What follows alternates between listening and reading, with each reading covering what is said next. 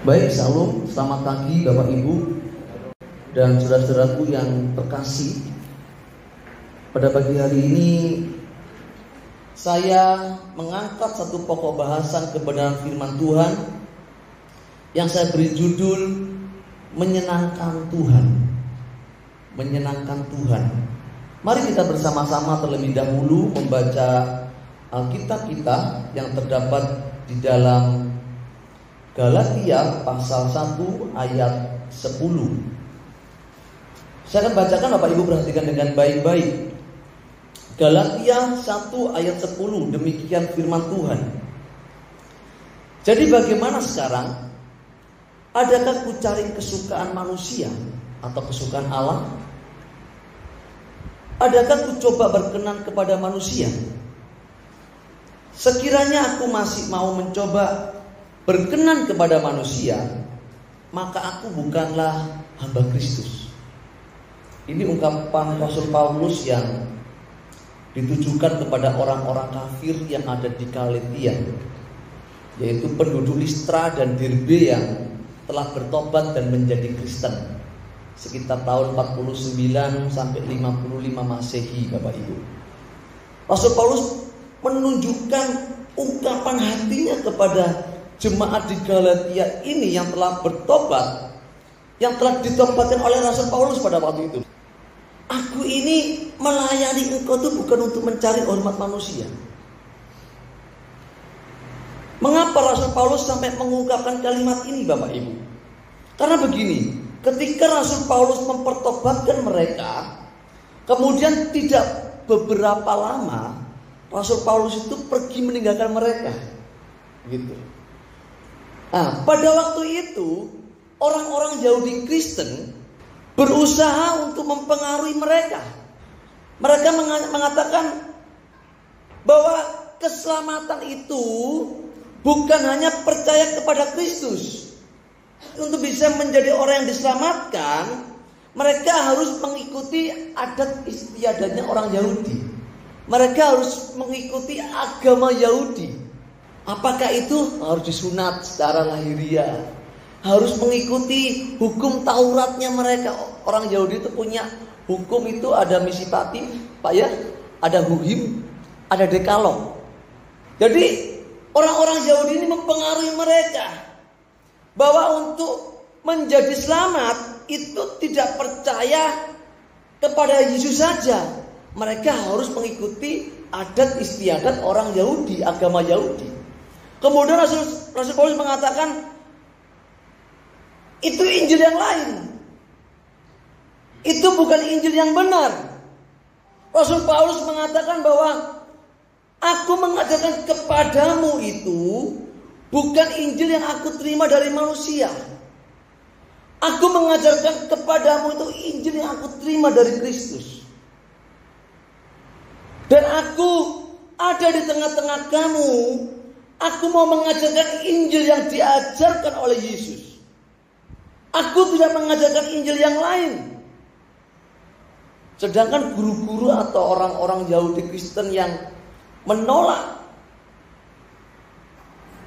pengajaran Paulus ini, mereka mencoba mengajarkan pengajaran yang bertentangan dengan Injil yang diajarkan oleh Rasul Paulus. Paulus menegaskan kepada mereka bahwa mereka itu memberitakan Injil manusia. Mereka membawa Injil yang diajarkan oleh manusia.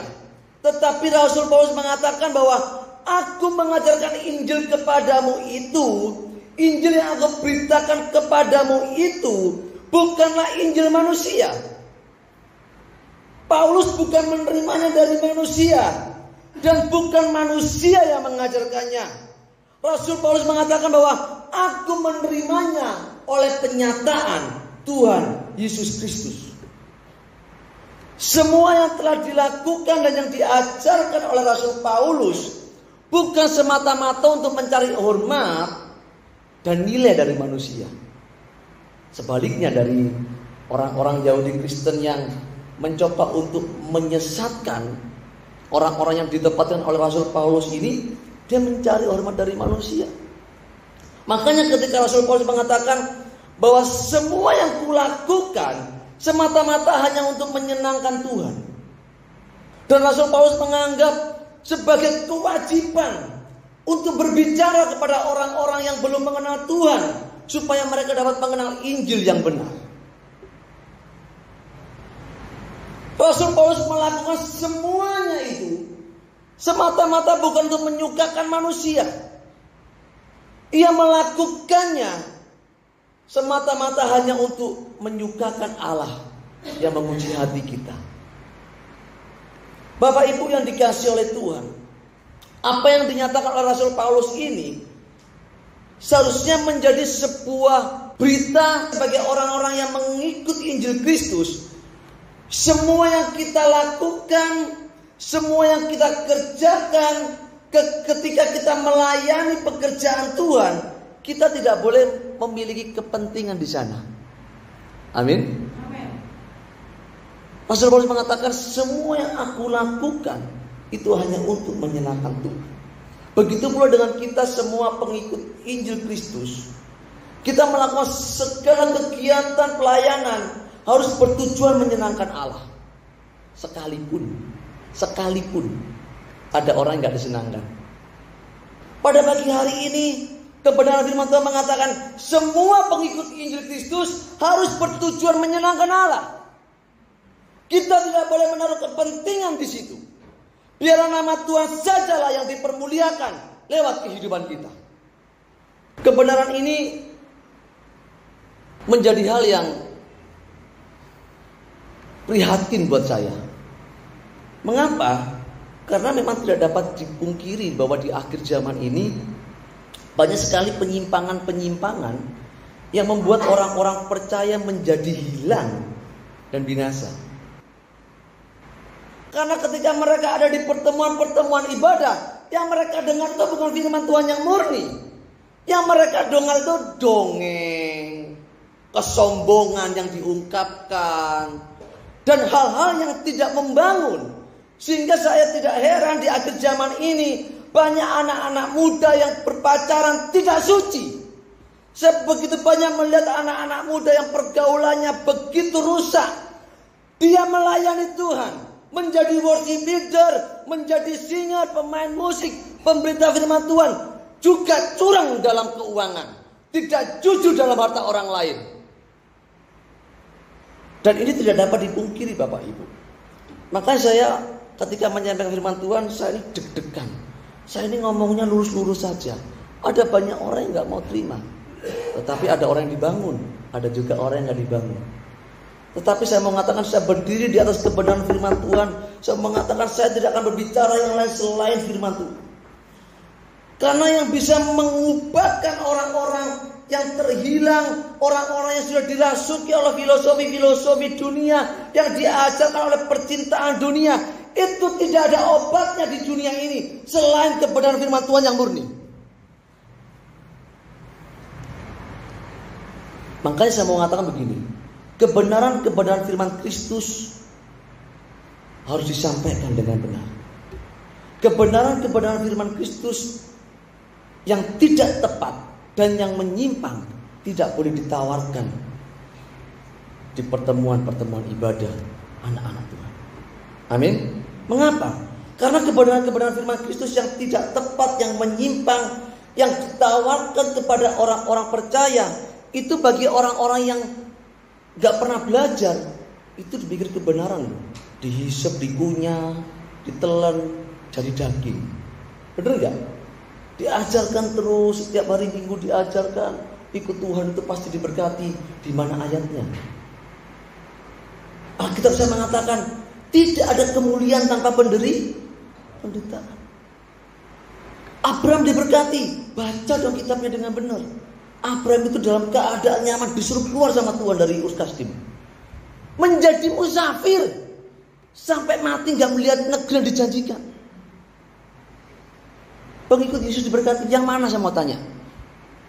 Semua murid-murid Yesus itu mati dalam tidak wajar. Kemudian hari ini di akhir zaman ini, syariat, liturgi, ritual agama menjadi berita yang terus digaungkan dan ditawarkan kepada umat yang memiliki muatan mengeksploitasi Tuhan.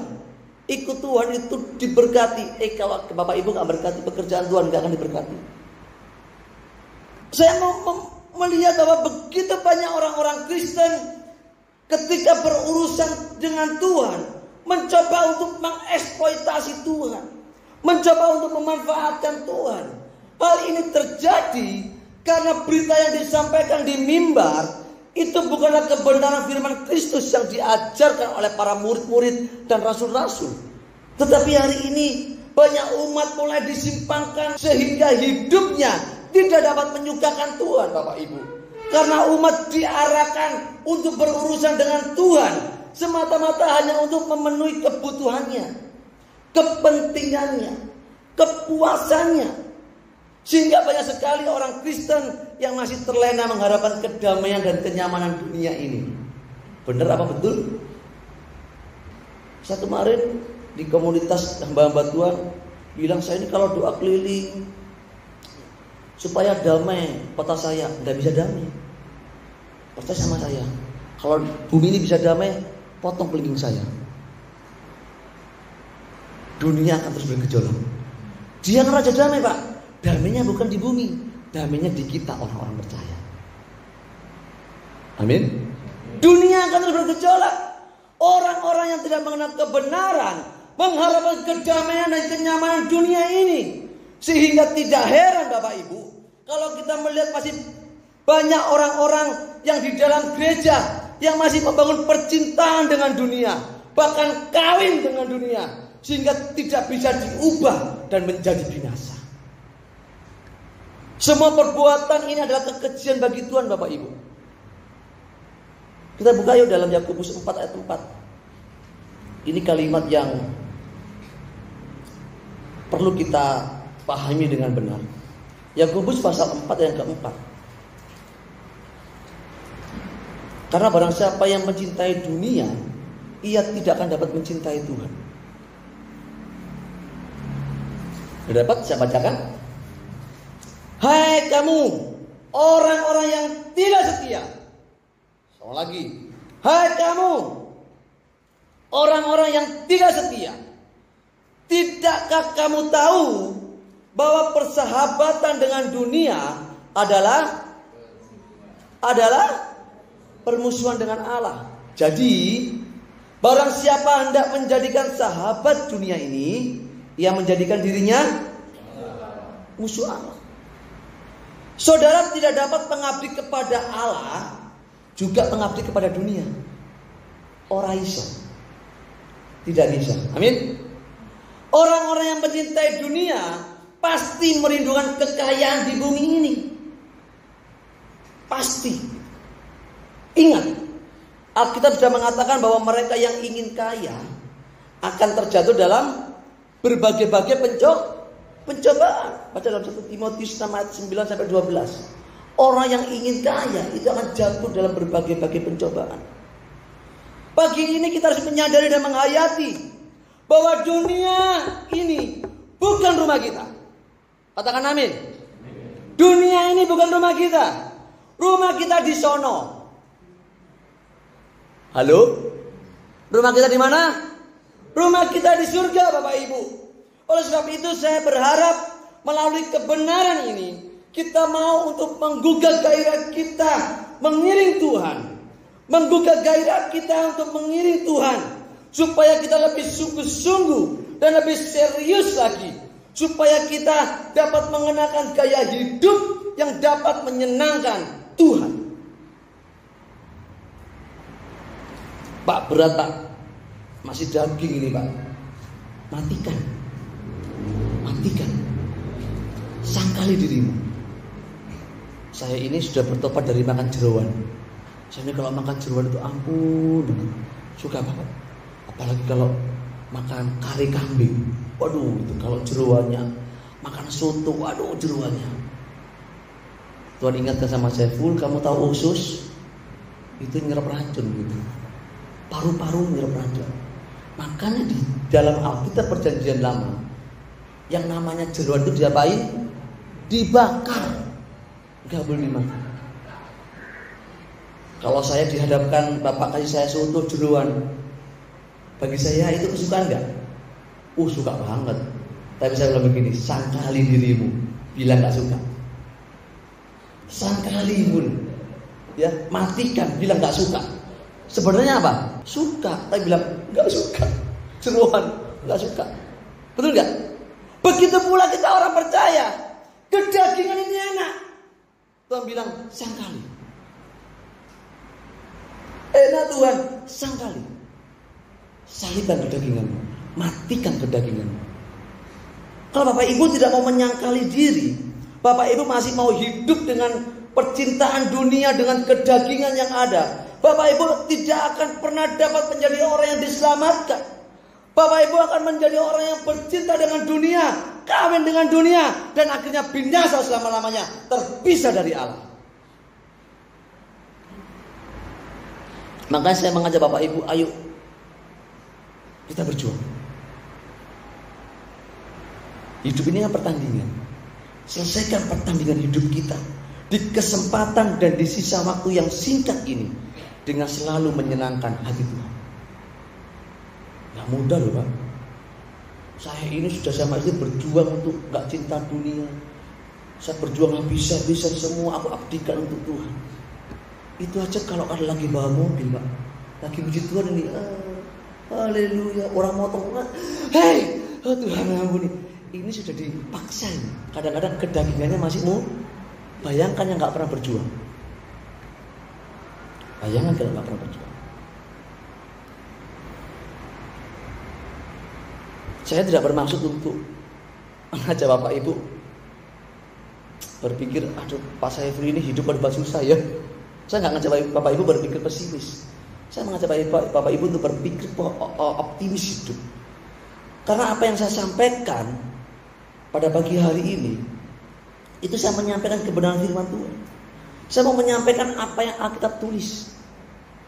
Saya tidak menyampaikan dari apa yang saya mau. Apa yang saya sampaikan pada pagi hari ini, itu apa yang Alkitab tulis.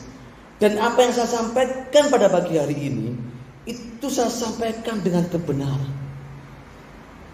Karena bumi kita ini Bapak Ibu, bukanlah bumi yang semakin baik keadaannya. Percaya deh sama saya ya. Bumi yang kita tempati hari ini, itu akan semakin buruk. Tahun kemarin panas ya. Panas banget ya. Tahun depan akan lebih panas. 10 tahun lagi akan lebih panas.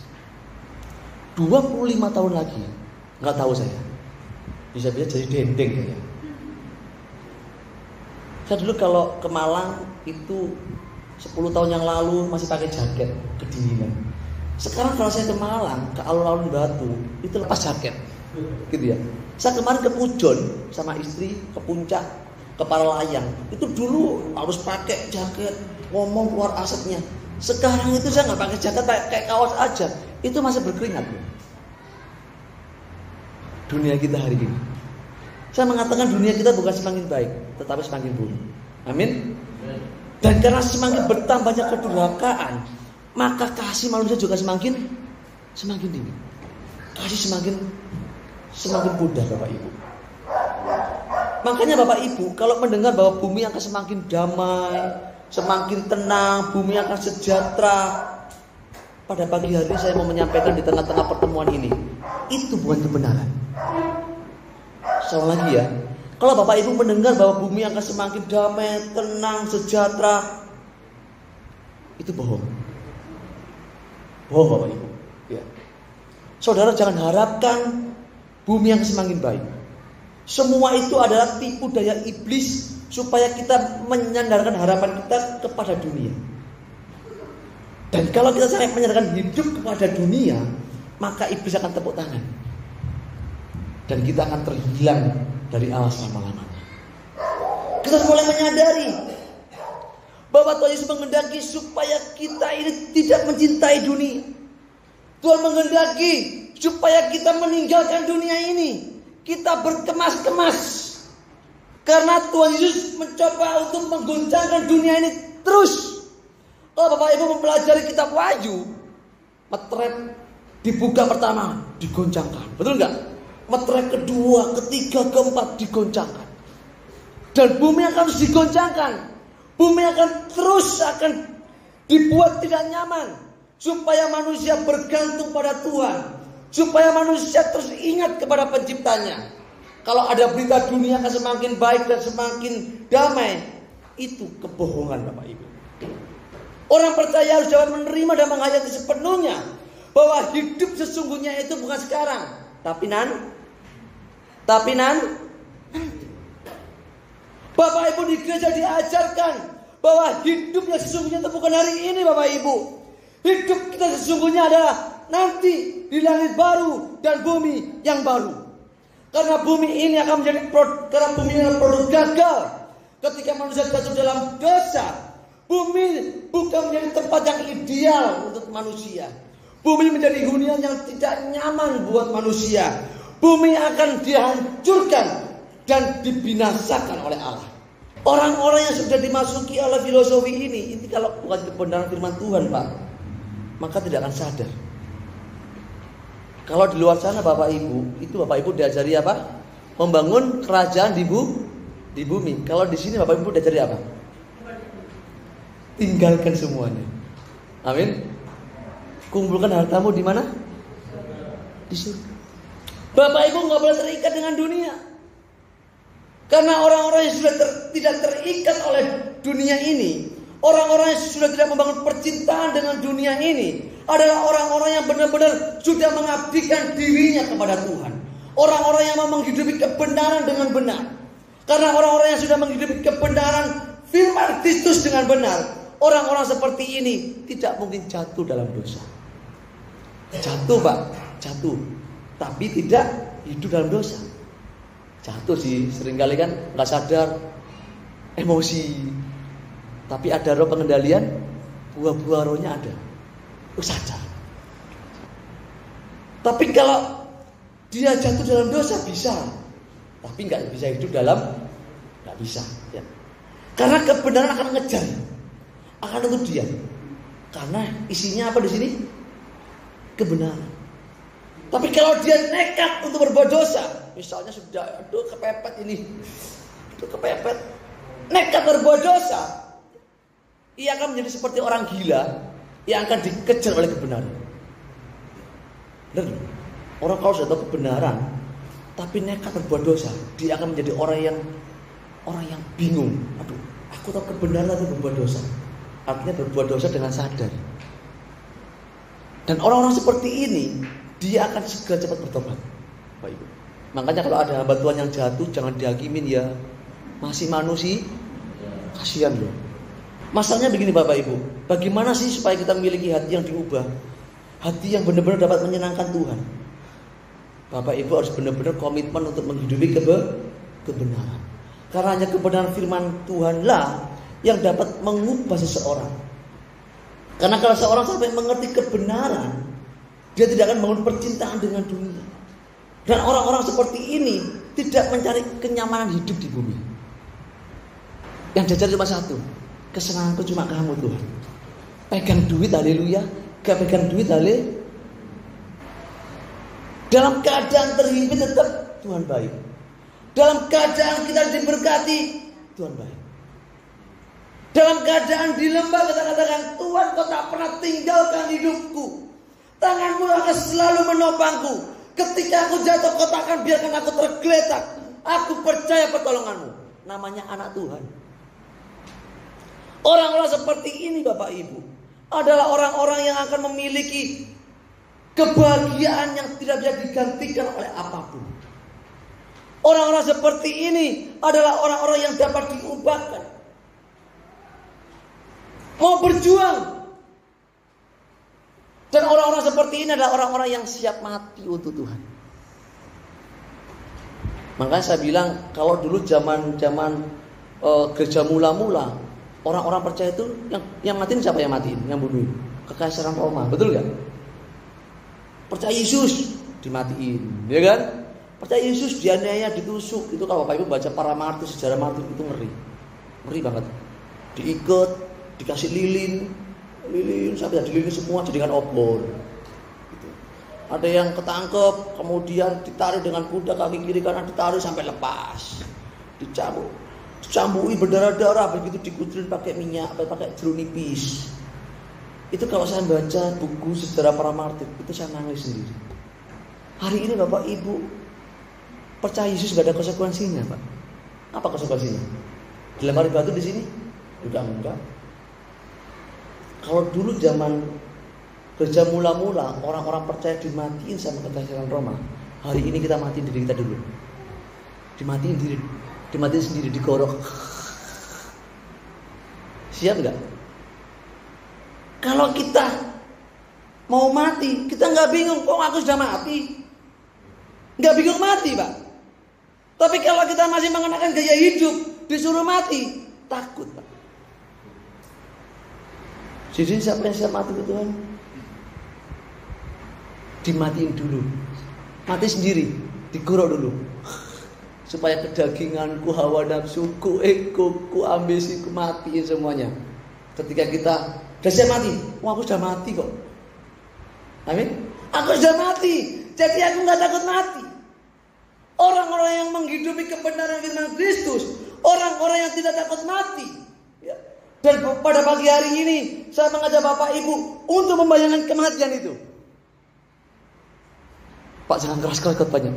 Saya mengajak Bapak Ibu mati. Kenapa? Karena suatu saat itu memang pasti mati. Siapa di sini yang akan hidup selama-lamanya, angkat tangannya? Enggak ada ya? Pasti mati. Makanya saya mengatakan, jangan takut membayangkan mati. Jangan takut, karena itu pasti terjadi. Kalau orang takut gak naik kelas, ngapain? Belajar, betul gak? Takut gak naik kelas, belajar. Takut diusir gak bisa berkontrakan, takut kerja keras, hemat, betul gak? Supaya bisa berkontrakan, betul gak? Ya kan? Takut mobilnya diserempet, asuransi. Itu takut positif, betul gak? Tapi masalahnya begini loh, banyak orang lebih takut miskin, takut tidak bahagia, takut tidak punya barang ini dan itu, tapi tidak takut Tuhan. Benar? Takut tidak terhormat, tapi nggak takut Tuhan. Bapak Ibu jangan bangga loh, sekalipun masih muda, nggak punya masalah, semua berjalan dengan mulus. Tapi saya mau katakan begini, suatu saat nanti, suatu hari nanti, ketika kita menghadap Tuhan, kalau kita hidup suka-suka sendiri, rasain, pukul kepala, nyesel nanti. 70 tahun hidup kita, 80 tahun hidup kita. Hidup kita sementara. Bapak Ibu mulai berkemas-kemas.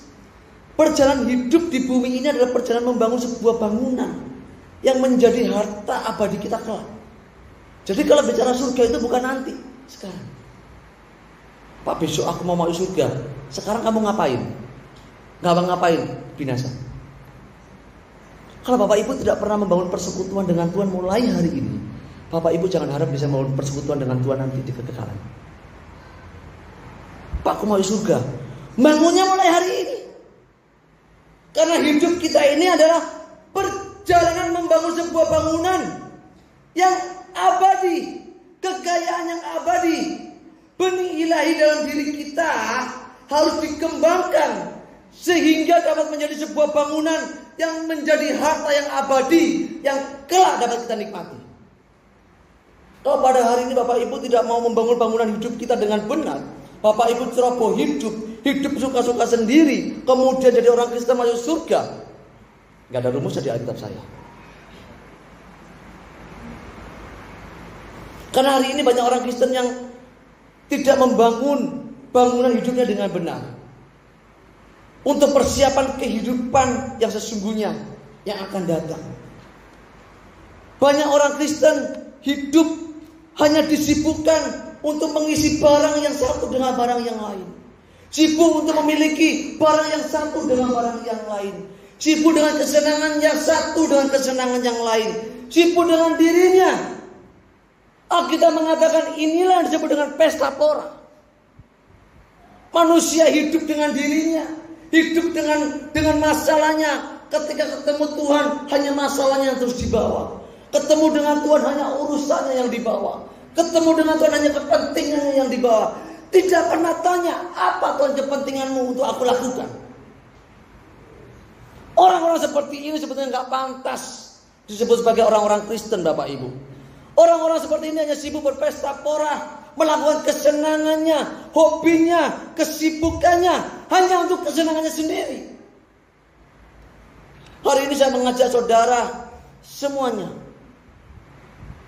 matikan kedagingan diri kita, supaya kita dapat menyenangkan Tuhan. Amin. Banyak orang nggak berani loh. Banyak orang nggak berani berbuat untuk Tuhan, tetapi untuk keluarganya, ya, untuk anaknya sudah punya mobil, dibeli mobil lagi, itu ada. Banyak orang berani berbuat apa saja demi keluarganya, demi anaknya. Anaknya di sekolah sampai S1, S2, S3, toh juga belum berhasil. Bela-belain anaknya, minta apapun dikasih, tapi tidak berani berbuat apa-apa untuk Tuhan. Kita belajar dari Nuh. Saya suka dengan Nuh itu. Nuh itu ketika disuruh Tuhan, dia berbuat sesuatu untuk membangun bahtera.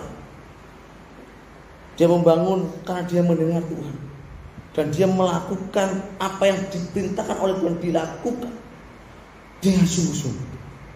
Dia nggak sibuk dengan keluarganya, dia sibuk dengan Tuhan. Kalau orang sibuk dengan Tuhan, pasti dia sibuk dengan keluarganya. Tapi kalau orang sibuk dengan keluarganya, belum tentu dia sibuk dengan Tuhan. Paham? Paham apa yang saya katakan? Bapak Ibu harus sibuk dengan Tuhan. Bapak Ibu tidak boleh sibuk dengan diri sendiri. Jangan main-main dengan Tuhan, saya mau katakan. Bapak Ibu harus mulai belajar untuk serius mengiring Tuhan habis-habisan. Jangan tunggu besok untuk berubah. Jangan tunggu nanti untuk berubah. Sekarang Bapak Ibu harus berubah. Siang hari ini saya mengajak Bapak Ibu untuk berubah. Ambil sebuah komitmen. Tuhan, aku mau berubah. Aku tidak mau hidup untuk kesenanganku sendiri. Aku mau tinggalkan kenyamanan hidup ini. Pak Saiful ini ngajak kita gila. Enggak. Bapak Ibu kalau gila untuk Tuhan, Bapak Ibu akan dihormati oleh Tuhan. Bapak Ibu gak dapat jempolnya manusia, gak masalah. Saya ini berkali-kali bilang sama teman-teman saya, gak diundang khotbah, gak masalah, ya. Yang penting kita menyenangkan Tuhan. Amin. Berubah mulai hari ini, jangan tunggu besok. Ya kalau nanti kita pulang selamat, gak kena takutin Pak. Memang saya tetap takutin. Coba Bapak Ibu berubah. Amin. Belum tentu kalau dari pintu gereja ini kita hidup. Jangan sampai kalau kita nanti ketika tutup mata, detaknya berhenti Pak. Deg deg deg deg deg. Melihat ke kawan kan, tepuk kepala. Ngapain tadi aku diajak pasang bertobat gak bertobat? Bukan salah saya Pak. Saya sudah menyampaikan, ayo mulai hari ini, saat ini kita bertobat. Kita tinggalkan kenyamanan hidup ini. Kita tinggalkan semuanya. Kita kejar kerajaan Tuhan dan kesukaannya. Pak, ini daging ini nuntut terus loh Pak. Matikan. Ini kalau dimanjain kurang ajar itu Pak. Paham ya? Ini perut ini kalau dimanjain kurang ajar. Bapak Ibu harus mulai mengatakan, kedagingan kau harus dimatiin. Orang itu kalau dagingnya kuat kan, kalau difitnah ngapain? Langsung teriak, siapa memfitnah aku? Gitu kan? Iya Pak ya. Kalau kita dibenci sama orang, kita harus membenci. Itu kedagingan kita. Betul nggak? Dagingnya teriak. Tapi kalau Bapak Ibu mau menghidupi kebenaran dan mau menyenangkan hati Tuhan, Bapak Ibu harus mulai mematikan semuanya. Berhenti berbuat dosa. Jangan berbuat dosa lagi. Amin. Walau difitnah, diam. Kebencian kepada siapapun, lepaskan. Ampuni. Amin. Terima orang lain sebagaimana adanya. Jangan pilih-pilih. Oh itu kaya, ini ganteng, ini cantik, itu miskin. Gak mau. Pisahin, orang miskin suka ngutang. Saya marah-marah sama teman saya. Orang ngutang itu kan karena gak punya duit. Kita bilang kasih. Kalau kita kan enggak, miskin suka ngutangan, jangan dideketin. itu bukan anak Tuhan. Kasian orang miskin itu. Bapak Ibu nggak boleh. Amin. Kita harus memandang orang lain, menerima orang lain sebagaimana adanya. Bukan demi mereka, bukan demi orang itu, bukan demi kita, tapi demi perasaan Tuhan, supaya kita tidak mendukakan Dia. Amin. Pak berat Pak, belajar. Amin. Belajar. Karena menjadi orang Kristen, menjadi anak Tuhan, itu tidak sekedar kita menjadi orang Kristen masuk gereja melayani Tuhan, main musik, berkhotbah, melayani sebagai worship leader, kemudian kita sudah selamat dan disebut anak Tuhan. Belum. Nggak cukup. Bapak Ibu harus menunjukkan sebuah bukti nyata kalau Bapak Ibu anak Tuhan. Apa buktinya? Hidup seperti Dia hidup. Hidupnya Dia itu datang untuk kita yang berdosa. Dia datang untuk menyelamatkan kita. Bapak Ibu kalau anak-anak Tuhan dipanggil untuk menjadi orang yang menjadi berkat bagi orang lain. Amin. Gereja tempatnya seperti apa? Saya bilang, gereja itu tempat apa? Bengkel. Kalau Bapak Gembala, Pak, aku ini punya jemaat itu pengwakil nakal rasa-rasa. Memang gereja tempatnya memperbaiki mereka supaya benar. Saya ini punya jemaat yang baik-baik. Gak ada di surga nanti. Gereja dipanggil untuk mempertobatkan orang yang berdosa menjadi orang tidak berdosa. Orang berkotor dosa diubahkan menjadi manusia berkotor ilahi. Itulah panggilan kita sebagai orang-orang percaya. Dan kita harus mengerjakannya sampai kita menutup mata. Tanggung jawab dengan istri saya, tanggung jawab dengan anak saya, tanggung jawab dengan pelayanan saya lakukan. Amin. Begitu pula dengan Bapak Ibu pada pagi hari ini. Saya ngajak tanggung jawablah dengan hidupmu. Ketika engkau mengatakan Engkau Tuhanku, Engkau Allahku, itu artinya Bapak Ibu membawa sebuah tanggung jawab untuk menjadikan Dia penguasa tunggal dalam hidupmu.